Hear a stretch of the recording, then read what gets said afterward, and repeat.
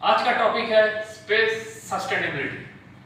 तो ये space sustainability what is that? That means to sustain in the space you have to maintain some protocols which is very much essential, and that protocol should not be followed by one country. It should be followed by all of the members who have making the space expedition.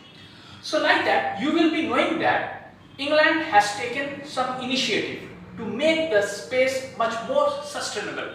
That means space में sustain करने के लिए England ने कुछ initiative रखा है कि हम लोग जानते हैं हर साल NASA, Chinese space agencies, ISRO, European space agency कुछ ना कुछ क्या करते हैं, स्पेस के मिशन भेजते हैं। तो ये जो स्पेस के मिशन जो भेज रहे हैं, तो हम लोग देखते हैं कुछ सैटेलाइट्स क्या होते हैं, नष्ट हो जाते हैं। सो जब ये सैटेलाइट जब नष्ट हो जा रहा है, वो कहाँ रह जाता है, वो ऑर्बिट में रह जाते हैं। तो ऑर्बिट में जब ये सैटेलाइट रह जाते हैं, इसको हम लोग क्या बोलते हैं, rubbish. That means we can also known as debris. इसको हम लोग कह सकते हैं डेब्रिस। तो डेब्रिस का अर्थ हुआ है क्या, रबिश। तो ये जो कि काम में नहीं भी आ सकता है।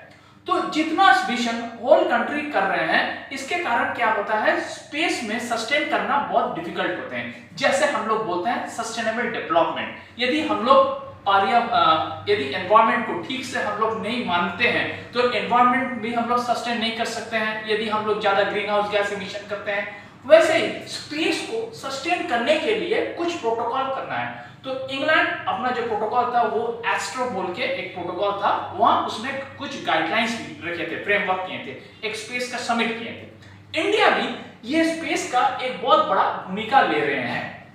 जैसे इंडिया ने क्या किया, इंडिया ने सबसे पहले किए हैं ASAT, ये एंटी सैटेलाइट है। एंटी सैटेलाइट मींस क्या होता है, ये एक एंटी सैटेलाइट वेपन्स के हिसाब काम करते हैं। स्पेस में जो सैटेलाइट नष्ट होकर रह गया है, उसको हटाने में ये काम मदददायक होते हैं। तो आपके ऑर्बिट में जो सैटेलाइट गिरा हुआ है, वो पड़ा हुआ है, उसको ये हटा देंगे। इसको हम लोग बोलते हैं ASAT। तो ASAT क्या होता है, जो सैटेलाइट जो ऑर्बिट में गिरा हुआ है उसको हटा देते हैं। इससे क्या होता है, स्पेस का पोजीशन क्लियर हो जाता है। ये इंडिया की। Next project Netra. ये प्रोजेक्ट नेत्रा भी स्पेस सस्टेनेबिलिटी के कारण किया गया है।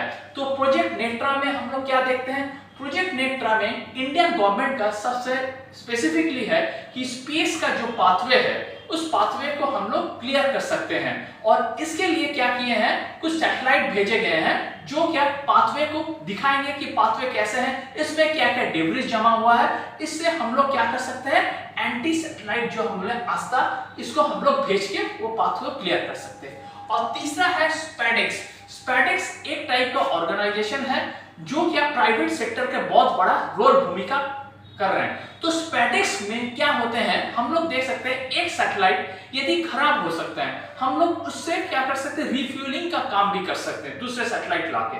तो ये सब फेनोमेना यदि हम लोग कर सकते हैं, तो हम लोग स्पेस को और भी वाइटल बना सकते हैं हम लोग के लिए, सस्टेन करने के लिए। क्योंकि स्पेस का मिशन हर कंट्री कर रहा है और हर कंट्री को एक प्रोटोकॉल बनाना है। जैसे इंडिया के हैं वैसे वीको कर रहे हैं, और आपका नासा भी करेंगे in the mean time. So space sustainability के लिए इंडिया का भूमिका बहुत ही मानने लायक है, अच्छा है।